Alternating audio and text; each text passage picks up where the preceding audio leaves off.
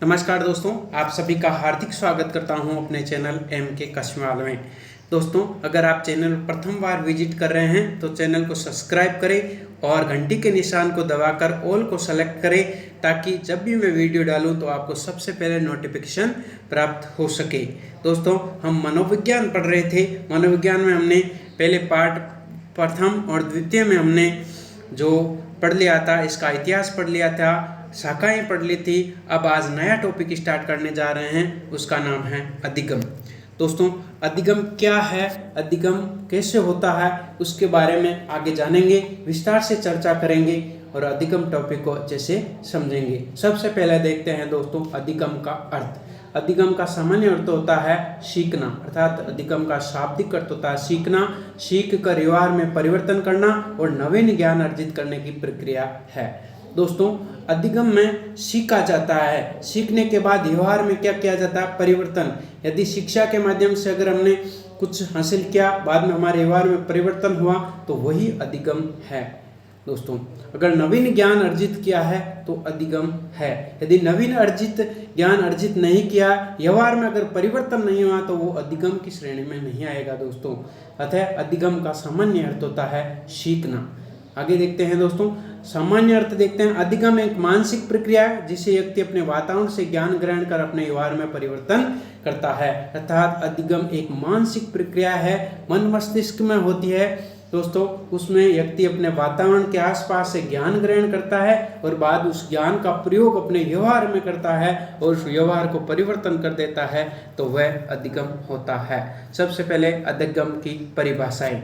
दोस्तों, अनेक विद्वानों ने अधिगम को क्या क्या कहा है उसको देखते हैं। दोस्तों, अधिगम, वुडवर्थ कहता है सीखना विकास की एक प्रक्रिया है, यानी अधिगम एक विकास की प्रक्रिया है, ये कहा था वुडवर्थ ने। हिलफोर्ड महोदय के अनुसार व्यवहार द्वारा व्यवहार में परिवर्तन ही अधिगम है। दोस्तों, मोस्ट इंपोर्टेंट परिभाषा है क्योंकि कई बार पूछी जा चुकी है कि व्यवहार द्वारा व्यवहार में परिवर्तन ही अधिगम है। ये किसका कहना है? ये गिलफोर्ड महोदय का कहना है। कॉन्सबेक के अनुसार अनुभव के परिणाम स्वरूप व्यवहार में परिवर्तन ही अधिगम है। अर्थात अनुभव के माध्यम से जो हमें स्वरूप प्रकट होता है व्यवहार में, वही परिवर्तन है, अधिगम है। आगे बढ़ते हैं दोस्तों, गेट्स महोदय के अनुसार अनुभव और प्रशिक्षण के माध्यम से व्यवहार में परिवर्तन ही अनुभव है। अर्थात जब मानव अनुभव ग्रहण करता है और अनुभव के बाद में वह प्रशिक्षित होता है और अपने व्यवहार में परिवर्तन कर लेता है, तो वह अधिगम है। क्रू एंड क्रो कहता है कि आदत, ज्ञान, अभिरुचियां विवृद्धि में वृद्धि की प्रक्रिया है। अर्थात हमारे विभिन्न गुणों में वृद्धि करने की प्रक्रिया ही अधिगम है। ये क्रो एंड क्रो कहने का मोस्ट इंपोर्टेंट वुडवर्थ की परिभाषा है। दोस्तों, नवीन परिस्थितियों में नवीन ज्ञान अर्जित करने की प्रक्रिया ही अधिगम है। वुडवर्थ कहता है नवीन परिस्थितियां, यानी नई जो आपके सामने सिचुएशन आती है, उसी के आधार पर जो हम ज्ञान करने की जो प्रक्रिया है, ज्ञान अर्जित करते हैं, वही प्रक्रिया है, अधिगम है। आगे बढ़ते हैं दोस्तों, अधिगम की विशेषताएं। ये ध्यान रखना दोस्तों, मोस्ट इंपोर्टेंट है। यहाँ से प्रश्न अक्सर पूछा जाता है कि अधिगम की विशेषता क्या क्या है, अधिगम क्या होता है। अधिगम वातावरण की उपज है। बिल्कुल दोस्तों, अधिगम वंशानुगत ने होकर वातावरण से अर्जित किया जाता है, आसपास के वातावरण से ज्ञान अर्जित किया जाता है। अधिगम सक्रिय रहकर किया जा सकता है। दोस्तों, अगर किसी चीज को सीखना है तो उसमें मन लगेगा तभी सीखेगा, तो सक्रिय रहकर ही किया जा सकता है। तीसरा है अधिगमों का संगठन है, यानी छोटे छोटे अनुभव है, छोटे छोटे सीखकर अंत में हमारे व्यवहार में एक बहुत बड़ा परिवर्तन होता है, वही अधिगम है। अधिगम निरंतर चलने वाली प्रक्रिया है। दोस्तों, अधिगम है निरंतर चलने वाली प्रक्रिया, रुकती नहीं है। आज जो व्यक्ति होता है, जन्म से लेकर जब तक उसकी मृत्यु नहीं हो जाती, तब तक वह सीखता रहता है। आगे बढ़ते हैं दोस्तों, अधिगम सार्वभौमिक होता है। अधिगम कहीं पर भी सीखा जा सकता है, उसका कोई निश्चित स्थान नहीं है। दोस्तों, निश्चित स्थान ना तो स्कूल है न और कोई है, अधिगम कहीं पर भी किया जा सकता है। अधिगम मानसिकता में वृद्धि करने की प्रक्रिया है, अर्थात जो हमारे मस्तिष्क में ज्ञान है उसको बढ़ाने की प्रक्रिया है। अधिगम व्यवहार में परिवर्तन की प्रक्रिया है। अधिगम का रूपांतरण किया जा सकता है। जी हाँ दोस्तों, अधिगम का रूपांतरण किया जा सकता है। दोस्तों अधिगम का रूपांतरण ऐसे किया जा सकता है कि अगर कोई साइकिल चलाता है बच्चा, तो उस साइकिल चलाने को अनुभव को वो मोटरसाइकिल चलाने में उपयोग करता है, तो उसका स्थानांतरण किया जा सकता है, यानी वो अनुभव अगले अनुभव में काम आया। इस कारण ये अधिगम एक स्थानांतरण की प्रक्रिया है। अधिगम सकारात्मक नकारात्मक दोनों होता है। दोस्तों अधिगम सकारात्मक भी हो सकता है, नकारात्मक भी हो सकता है। जैसे बच्चा है, एक बार सकारात्मक अधिगम तो है कि बच्चा बड़ों के प्रणाम करना सीखता है, अपने माता पिता से देखता है, वातावरण से ज्ञान अर्जित करता है और बड़ों को प्रणाम करना सीखता है, वो एक सकारात्मक अधिगम हो गया। लेकिन दोस्तों अधिगम एक तरफ बच्चा चोरी करना सीख जाता है, अधिगम तो वही हुआ है, लेकिन वो नकारात्मक अधिगम हुआ है। दोस्तों अधिगम सकारात्मक और नकारात्मक दोनों ही हो सकते हैं। इसमें किस प्रकार के प्रश्न पूछे जाएंगे देखते हैं दोस्तों। इसमें पूछा जा सकता है दोस्तों, अधिगम की विशेषता नहीं है, ध्यान रखना, अधिगम की विशेषता है या नहीं है, ऐसे प्रश्न आएगा। अधिगम वातावरण की उपज है, बिल्कुल दोस्तों। अधिगम सक्रिय रहकर किया जा सकता है, बिल्कुल किया जा सकता है। अधिगम सार्वभौमिक होता है, कहीं पर भी किया जा सकता है। अधिगम विकास की प्रक्रिया है, नहीं दोस्तों, अधिगम विकास नहीं करता है। अधिगम सिर्फ व्यवहार में परिवर्तन करता है, विकास नहीं करता। विकास करने का मतलब दोस्तों, यदि अधिगम हमने सीख लिया तो हमारा शरीर बढ़ेगा, नहीं दोस्तों, ध्यान रखना, अपना मस्तिष्क का ज्ञान बढ़ेगा। इसलिए सीख सही होकर विकास की प्रक्रिया नहीं है।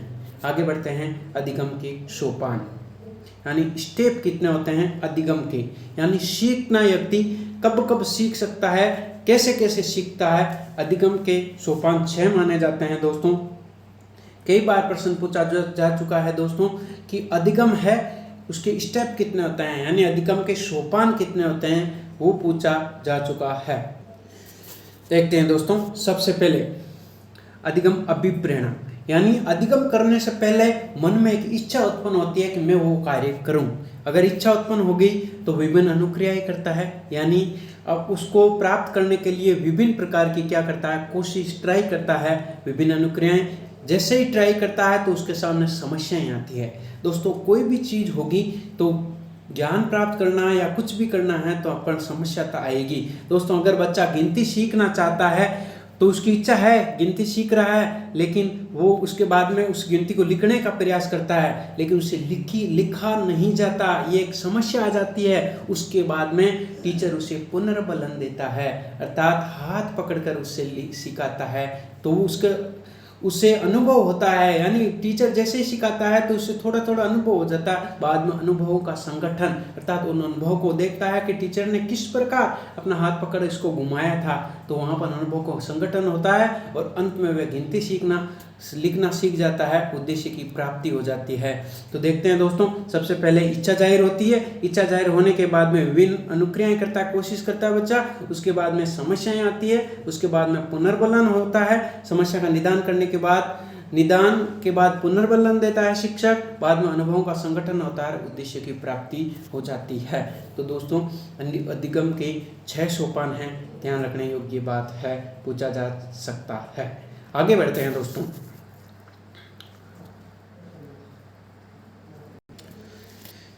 स्टेप बाय स्टेप सीखते जा रहे हैं दोस्तों कि सबसे पहले अधिगम क्या था सीखना, उसके बाद में अधिगम कैसे हुआ, लर्निंग कैसे हुई, सोपान कौन कौन से हैं। अब सीखते हैं अधिगम का स्थानांतरण, अर्थात एक जगह पर कोई व्यक्ति कोई कार्य सीखता है तो उसका प्रयोग अपने दूसरे स्थान पर या दूसरे क्षेत्र में करना, इस अधिगम का स्थानांतरण होता है। सोरेनसन है, यह परिभाषा बहुत ही महत्वपूर्ण है। सोरेनसन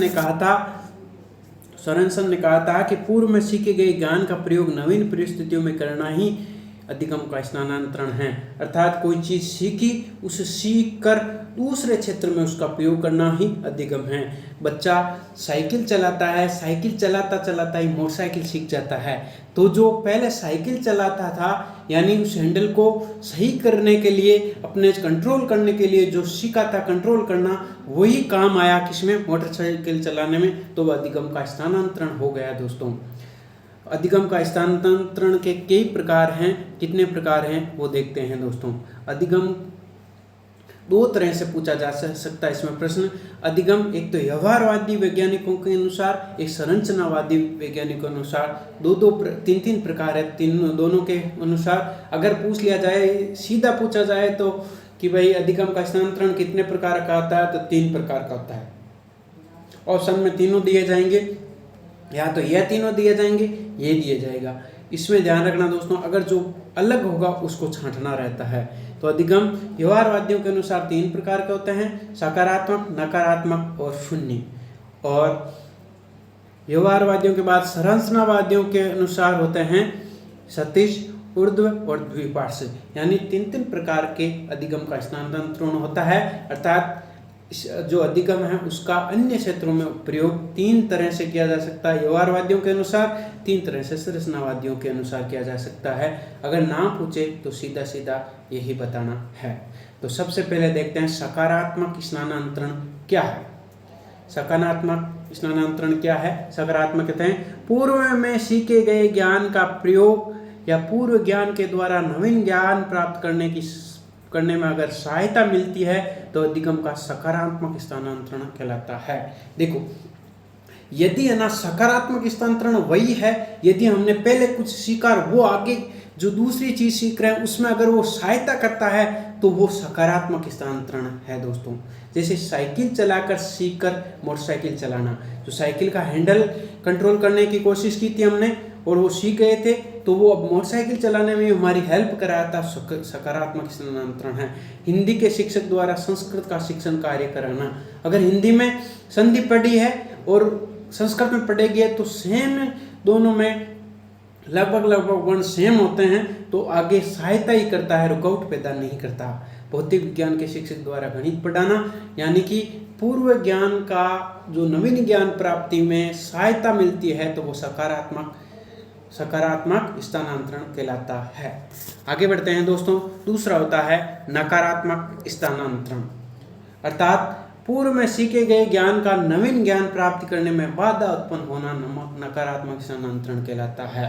देखो, यदि पहले क्या देखा था सकारात्मक में, यदि कोई ज्ञान प्राप्त किया और दूसरा ज्ञान प्राप्त कर रहे हैं तो उसमें अगर सहायता हो रही है हमारी तो वो सकारात्मक है। अगर सहायता न होकर उसमें कोई समस्या उत्पन्न कर रहा है पुराना ज्ञान तो वो नकारात्मक स्थानांतरण है। दोस्तों देखिए, अमेरिका में कार चलाकर सीखकर भारत में कार चलाना, अर्थात ध्यान रखना दोस्तों, अमेरिका में जो कार की स्टीयरिंग होती है वो दोस्तों लेफ्ट साइड होती है, अमेरिका में लेफ्ट साइड होती है और हमारे जो भारत में होती है राइट साइड। यदि वो अमेरिका का व्यक्ति लेफ्ट साइड में बैठकर कार चलाया हुआ है, अगर भारत में चलाने दे तो वो कहीं ना कहीं एक्सीडेंट कर देगा, उसमें चलाने में बहुत ही कठिनाई होगी, यानी बाधा उत्पन्न हो रही है, तो नकारात्मक स्थानांतरण है।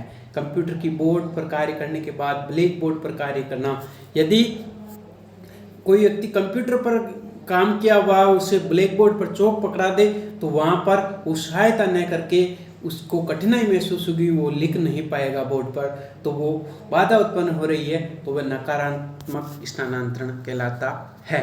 आगे बढ़ते हैं दोस्तों। शून्य स्थानांतरण, पूर्व में सीखे गए ज्ञान का नवीन ज्ञान प्राप्त करने में कोई प्रभाव न डालना शून्य स्थानांतरण कहलाता है। अर्थात पहले कोई कार्य हमने किया, कुछ सीखा है, अगर नया काम कर रहे हैं तो उसमें कोई न तो वो सहायता कर रहा है न ही कोई बाधा उत्पन्न कर रहा है, स्वतंत्र रूप से हो रहा है, तो वो शून्य स्थानांतरण कहलाता है। रहीम का दोहा याद कर कबीर का दोहा याद करना, यदि रहीम का दोहा हमने याद किया हुआ है, अगर कबीर का कर रहे हैं तो उसमें न तो अपन को कोई सहायता मिल रही है न ही कोई रुकावट पैदा हो रही है, तो कुछ भी नहीं हो रहा है, तो वहाँ पर शून्य स्थानांतरण है, अधिगम का कोई भी स्थानांतरण नहीं है। क्रिकेट के बल्लेबाज द्वारा गेंदबाजी करना सीखना, अर्थात अगर कोई बल्लेबाजी कर रहा है, बैट से खेल रहा है, लेकिन अगर गेंदबाजी कर रहा है तो उसमें कोई भी ना तो सहायता उत्पन्न होगी न ही कोई बाधा उत्पन्न होगी, वह शून्य स्थानांतरण कहलाता है। राष्ट्रगान याद कर, प्रतिज्ञा याद करने में कोई सहायता नहीं हो रही है, न रुकावट पैदा हो रही है, तो वहाँ पर शून्य स्थानांतरण होगा। ये दोस्तों 3 प्रकार के हो गए व्यवहारवादियों के अनुसार, सकारात्मक, नकारात्मक और शून्य स्थानांतरण। एक ही लाइन में आपको बताऊं तो यदि सीखा गया ज्ञान यदि कोई दूसरे कार्य में अगर सहायता उत्पन्न कर रहा है तो सकारात्मक, यदि बाधा उत्पन्न कर रहा है तो नकारात्मक, यदि कोई प्रभाव नहीं डाल रहा तो शून्य स्थानांतरण कहलाता है। आगे बढ़ते हैं दोस्तों। अब संरचनावादियों, व्यवहारवादियों के बाद 3 देख लिया व्यवहारवादियों के, सकारात्मक, नकारात्मक और शून्य। अब देखते हैं संरचनावादियों के अनुसार अधिगम का स्थानांतरण। संरचनावादियों के अनुसार क्षैतिज 3 प्रकार के होते हैं, क्षैतिज, ऊर्ध्व और दोस्तों क्षैतिज, ऊर्ध्व और 3 प्रकार के स्थानांतरण होते हैं। दोस्तों संरचनावादियों के अनुसार 3 प्रकार के देखते हैं, क्षैतिज स्थानांतरण, ऊर्ध्व स्थानांतरण और पार्श्व स्थानांतरण। दोस्तों देखते हैं, सबसे पहले है क्षैतिज स्थानांतरण। जैसे दोस्तों पूर्व में सीखा गया ज्ञान का उसी के समान नवीन परिस्थितियों में प्रयोग करना ही क्षैतिज स्थानांतरण कहलाता है। यदि देखिए दोस्तों, यदि पूर्व में सीखा गया ज्ञान वैसी ही परिस्थिति होनी चाहिए, अलग परिस्थिति नहीं। यदि बच्चा यहाँ पर अगर न्यून वातावरण में सीख रहा है तो वैसा ही वातावरण होना चाहिए। बच्चा अगर गरीबी में सीख रहा है तो उसको वहाँ पर उसी हालत में अगर वो प्रयोग कर रहा है तो वहाँ क्षैतिज स्थानांतरण होता है। उदाहरण से समझते हैं दोस्तों, गिनती सीख कर जोड़ बाकी गुणा भाग करना।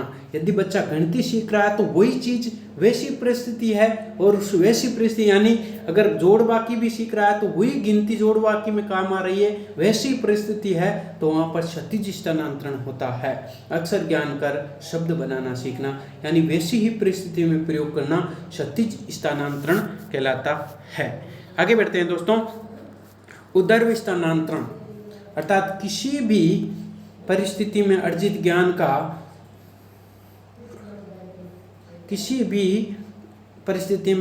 ज्ञान का उपयोग उच्च परिस्थिति में करना ही ऊर्ध्व स्थानांतरण कहलाता है।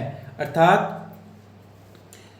अगर कोई चीज सीखी है हमने, यानी जो अपनी वातावरण सीखी है उसे उच्च स्थिति में, उच्च क्वालिटी में करना ही वो ऊर्ध्व स्थानांतरण कहलाता है। जैसे देखिए दोस्तों, 7वीं कक्षा के छात्र से 10वीं कक्षा का प्रश्न पत्र हल कराना। मेरे हिसाब से ये देखिए दोस्तों, सबसे पहले सीखा था क्षैतिज यानी वैसी ही परिस्थिति में, आडी लाइन ध्यान रखना दोस्तों, क्षैतिज यानी आड़ा होता है, वैसी ही परिस्थिति में अगर स्थानांतरण किया जा रहा है, प्रयोग किया जा रहा है ज्ञान का, सीखे गए ज्ञान का, तो क्षैतिज स्थानांतरण कहलाता है। दूसरा ऊर्ध्व स्थानांतरण, ऊर्ध्व यानी सीधी रेखा दोस्तों, कि किसी भी चीज में अर्जित ज्ञान का प्रयोग अपने से उच्च परिस्थिति में करना। 7वीं कक्षा के बालक से अगर 10वीं कक्षा का प्रश्न पत्र हल करवाया जा रहा है तो वो है ऊर्ध्व स्थानांतरण कर, यानी जो भी ज्ञान सीखा है जैसी परिस्थिति उससे उच्च परिस्थिति में किया जा रहा है तो ऊर्ध्व स्थानांतरण। अगर समान परिस्थिति में किया जा रहा है तो हो गया दोस्तों क्षैतिज स्थानांतरण। पार्श्व कह रहा है किसी एक परिस्थिति में अर्जित ज्ञान का प्रयोग सभी परिस्थितियों में समान रूप से करना, वो द्विपार्श्व स्थानांतरण कहलाता है। द्विपार्श्व स्थानांतरण तीसरा भेद है दोस्तों। द्विपार्श्व यानी किसी भी परिस्थिति में अर्जित ज्ञान का प्रयोग सभी परिस्थितियों में समान रूप से लागू करना द्विपार्श्व स्थानांतरण कहलाता है। यानी कोई सीखा गया ज्ञान है, अगर सभी परिस्थितियों में अगर समान रूप से इसका उपयोग किया जा रहा है तो वो द्विपार्श्व स्थानांतरण कहलाता है। तो दोस्तों हमने संरचनावादियों के अनुसार 3 स्थानांतरण देख लिया है। देखिए उत्तर देखते हैं, उदाहरण से समझते हैं। राधा को एक दिन पूर्व डंडे से पीटा तो दूसरे दिन राधा अध्यापक के हाथ में डंडा देकर ही रोना प्रारंभ कर देती है। अर्थात बच्चे को एक दिन डंडे से पीट दिया तो बच्चा ये समझने लगा है तो वो जाते ही पीटेगा, चाहे परिस्थिति कैसी हो, सभी परिस्थितियों में समान रूप से समझ लेना बच्चे द्वारा। यानी जो ज्ञान सीख लिया उसने ये सीख लिया कि बच्चे जो अध्यापक जी है वो मारते हैं। अब मारते हैं तो कब मारते हैं ये नहीं सीखा, लेकिन उसने तो ये सोच लिया कि जब भी पास में जाऊंगी तो मारेंगे। सभी परिस्थिति समान रूप से उसने ज्ञान का उपयोग कर लिया। बचपन में आग लगने, हाथ जलने पर आप आग के देखते ही जलन महसूस होना। अगर बचपन में हाथ जल गया तो आज भी जब आग की तरफ देखते हैं तो जलन का अनुभव करते हैं। तो यानी एक दिन जलने पर सभी परिस्थितियों में समान रूप से करना वो द्विपार्श्व स्थानांतरण कहलाता है। किसी चोट के निशान को देखकर उस घटना को याद करना, यानी समान परिस्थितियों में या सभी परिस्थितियों में प्रयोग करना द्विपार्श्विक स्थानांतरण कहलाता है। तो दोस्तों सरसने अवयवों के अनुसार हमने जो 3 प्रकार देखे हैं कि अगर सीखे गए ज्ञान का प्रयोग यदि उसी के समान परिस्थिति में करना तो वो होता है दोस्तों क्षैतिज स्थानांतरण। यदि कि दूसरा क्षैतिज, पहला क्षैतिज और दूसरा स्थानांतरण है यदि किसी सीखे गए ज्ञान का अपने से उच्च परिस्थिति में करना वो कहलाता है दोस्तों ऊर्ध्व स्थानांतरण।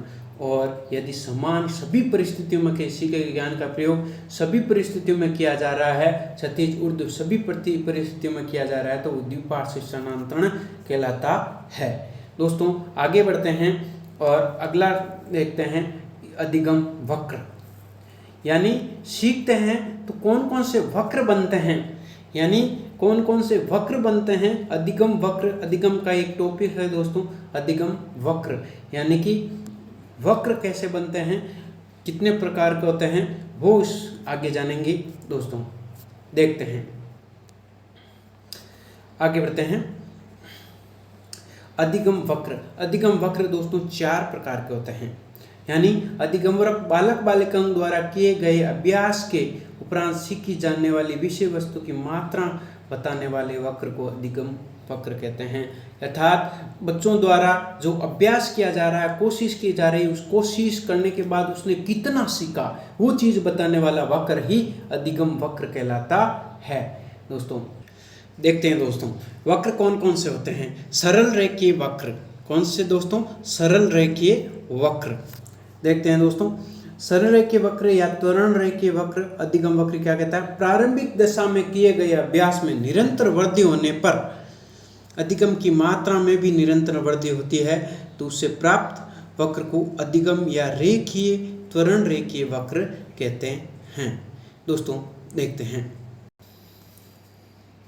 पहला वक्र देखते हैं दोस्तों, यानी प्रारंभिक दिशा में किए गए अभ्यास। यदि बच्चा कोशिश करता है, यदि ज्ञान में उतनी ही वृद्धि हो रही है तो उसे प्राप्त सरल रेखीय या त्वरण रेखीय वक्र कहलाता है। यदि बच्चे को सिखाया जाए, हम सिखा रहे हैं कैसे कबूतर सिखा रहे हैं, बच्चे को बार बार अभ्यास किया जा रहा है और बच्चा भी अभ्यास कर रहा है। यदि वो कैसे कबूतर तुरंत सीख जाता है, यानी जो हमने कोशिश की थी, जितना अभ्यास किया उस अभ्यास का परिणाम 100% मिल जाता है तो दोस्तों सरल रेखीय या त्वरण रेखीय वक्र कहलाता है। ये प्रतिभाशाली बालकों का होता है, जो बच्चे होशियार होते हैं उनका प्रतिभाशाली वक्र बनता है। उन्नतोत्तर या ऋणात्मक वक्र, अर्थात प्रारंभिक दिशा में बहुत कम अभ्यास करने में भी अधिगम की मात्रा में अत्यधिक वृद्धि होना। यदि बच्चा शुरू में कम अभ्यास करता है, देखते हैं कि बच्चा कभी है ना बहुत कम अभ्यास करता है, उसके बाद भी बहुत अधिक सीख जाता है। यानी बच्चा देखते देखते ही सीख जाता है। शुरू में तो वो बहुत अत्यधिक वृद्धि होती है, यानी कम अभ्यास करता है फिर भी अत्यधिक वृद्धि होती है, लेकिन अभ्यास प्रारंभ न करने के कारण अधिगम धीरे धीरे झुकने लगता है। अधिगम रेखा क्या होती है, धीरे धीरे झुकने लगती है, एक स्थान पर ठहर जाती है जिसे अधिगम का पठार बनता है। और अधिगम का पठार निर्योग्यता को प्रकट करता है। पठार के पश्चात अधिगम रेखा पुनः क्षैतिज में मिल जाती है।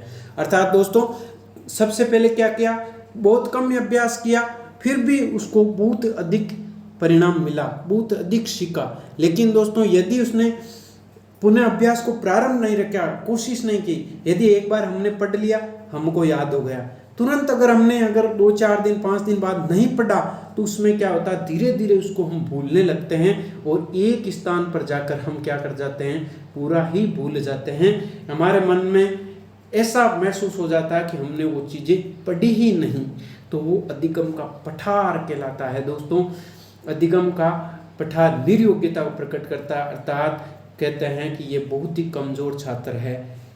इसके बाद पुनः क्षैतिज में मिल जाती है, अर्थात वो बालक जैसा था वैसा ही हो जाता है, तो उन्नतोत्तर या ऋणात्मक वक्र कहलाता है। मानसिक पिछड़े बालकों का वक्र होता है, अर्थात जो मंदबुद्धि बालक होते हैं वो पहले कम अभ्यास करते हैं, फिर बाद में क्या करते हैं, अधिक वृद्धि होती है, लेकिन बाद में वो छोड़ देते हैं तो कमज़ोर होते जाते हैं। अर्थात जो बालक पहले होशियार थे लेकिन पढ़ाई नहीं की तो वे धीरे धीरे मानसिक रूप से कमज़ोर होते चले गए हैं। तीसरा नोतोदर या धनात्मक वक्र। दोस्तों प्रारंभिक दशा से बहुत ही अधिक अभ्यास करने के उपरांत भी अधिगम की मात्रा में बहुत ही कम वृद्धि होती है, लेकिन अभ्यास में और वृद्धि करने पर धीरे धीरे अधिगम मात्रा में वृद्धि होने लगती है और इससे वह बनने वाला वक्र नतोदर या धनात्मक वक्र कहते हैं। दोस्तों हम देखते हैं कि कोई बच्चा प्रारंभिक दशा में बहुत ही अधिक अभ्यास करता है, सीखने का बहुत ही भरसक प्रयास करता है, लेकिन उसको बहुत ही कम सीखता है, यानी कमजोर बच्चा होता है। लेकिन वो धीरे धीरे इतना पढ़ता है कि उसको इतना पढ़ता है, लेकिन बाद में उसे इतना सीख जाता है वो कि एकदम होशियार हो जाता है। तो दोस्तों हमने कई बच्चों को देखा, वो धीरे धीरे बहुत अभ्यास करते हैं लेकिन उसको याद नहीं रहता है, लेकिन बार बार सिखाया जाए तो बहुत ही अच्छा परफॉर्मेंस करते हैं। तो वो बालक धनात्मक वक्र की श्रेणी में आते हैं। सामान्य बालक होता है जो अभ्यास करता है, बहुत ज़्यादा अभ्यास करता है लेकिन कम सीखता है, लेकिन बहुत अधिक अभ्यास करने पर उसकी क्या होता है, अधिगम के क्षेत्र यानी सीखने की जो क्षमता उसमें बहुत अधिक वृद्धि हो जाती है। तो ऐसे वक्र को धनात्मक या नतोदर वक्र कहलाता है। दोस्तों आगे बढ़ते हैं। दोस्तों सीखने का चौथा वक्र होता है जिसे मिश्रित या असाकृत्य वक्र कहते हैं। बालक बालिकाओं के द्वारा अपने अभ्यास में कमी या वृद्धि करने पर, यानी बालक बालिकाओं के द्वारा अपने अभ्यास में कमी या वृद्धि करने पर बालक बालिकाओं के अधिगम की मात्रा में भी कमी या वृद्धि होने लगती है, तो इसे बनने वाला वक्र को मिश्रित आकृति या असाकृत्य वक्र कहते हैं। जैसे दोस्तों ये है वक्र, सबसे पहले उन्होंने क्या किया, अभ्यास किया, ये तो अभ्यास की रेखा है, और ये दोस्तों ये तो है ना लर्निंग की रेखा है, ये अभ्यास की रेखा है। तो बच्चे ने सबसे पहले यहाँ अभ्यास किया, थोड़ा किया तो वक्र रेखा हो गई, और इसके बाद में कम किया तो वापस ऐसे सर्पिलाकार वक्र बन जाती है। अर्थात जब बच्चा अधिक अभ्यास करता है तो अधिक सीखता है, कम अभ्यास करता है तो कम सीखता है, तो वो वक्र बनने वाला वक्र असाकृत्य वक्र या मिश्रित वक्र या सर्पिलाकार वक्र भी कहा जाता है। ये सृजनात्मक बालकों में होता है क्योंकि वो कभी ज़्यादा अभ्यास करते हैं और कभी कम अभ्यास करते हैं, इस कारण वो सीखने की गति है वो बढ़ती रहती है, घटती रहती है। इसलिए गेट्स कहता है अधिगम वक्र द्वारा सीखने की मात्रा, गति और उन्नति की सीमा का ग्राफ प्रदर्शन करता है। अतः अधिगम वक्र यानी सीखने की मात्रा है, यथार्थ सीखने की गति को दर्शाता है कि बच्चे ने कितना सीखा। यह चित्र के माध्यम से दोस्तों सीखते हैं कि वक्र कौन कौन से। सबसे पहले त्वरण रेखीय, सरल रेखीय वर्ग। सबसे पहले बच्चा देखिए जितना अभ्यास करता है, यहाँ पर जितना अभ्यास करता है और उतना जितना, जैसे यहाँ से 3 अभ्यास किया तो ये रेखा बढ़ी, ये 4 तक अभ्यास किया तो ये बढ़ी, यानी समान जितना भी सीखता है उतनी अत्यधिक मात्रा में, उतनी ही अधिक मात्रा में क्या होती है, अभ्यास की मात्रा जो ही बढ़ाता है जो ही उसे अधिगम वृद्धि होती है, तो वो सरल रेखीय त्वरण रेखीय वक्र कहलाता है। दूसरा देखिए अधिगम पठार। सबसे पहले देखिए बच्चा यहाँ पर बहुत ही कम अभ्यास किया, फिर भी देखिए ये लाइन यहाँ पर चढ़ गई, लेकिन वो धीरे धीरे अभ्यास किया, बहुत ही कम किया तो बहुत अधिक वृद्धि हुई, लेकिन वो अभ्यास यहाँ पर कम करने लगा। अभ्यास जैसे ही कम करने लगा तो उसकी मात्रा में भी वृद्धि कम होने लगी, और यहाँ पर बच्चा बिल्कुल मूर्ख के समान हो गया, सीखना कुछ भी नहीं सीखा। तो यहाँ पर दोस्तों यहाँ पर धीरे धीरे वह सारी अभ्यास नहीं किया तो सारी जो सीखने की जो गति है वो धीरे धीरे कम हो गई, सारी चीज़ें वापस भूल गया। तो वो वक्र उन्नतोत्तर या ऋणात्मक वक्र कहलाता है। ये मानसिक पिछड़े बालकों का होता है। ये ध्यान रखना दोस्तों, त्वरण रेखीय वक्र प्रतिभाशाली बालकों का, उन्नतोत्तर वक्र या ऋणात्मक वक्र मानसिक पिछड़े बालकों का, और नतोदर या धनात्मक जो वक्र है वो होता है दोस्तों सामान्य बालकों का। यानी कि बहुत अधिक अभ्यास किया शुरू में, देखिए अभ्यास बहुत ही किया, 4 तक अभ्यास किया, लेकिन अधिगम की मात्रा 1 ही रही, लेकिन बहुत अधिक जैसे ही 5 तक अभ्यास किया तो अधिगम मात्रा एकदम बढ़ी और वो होशियार हो गया बालक, तो वो धनात्मक या नतोत्तर वक्र कहलाता है, और ये सामान्य बालकों का होता है।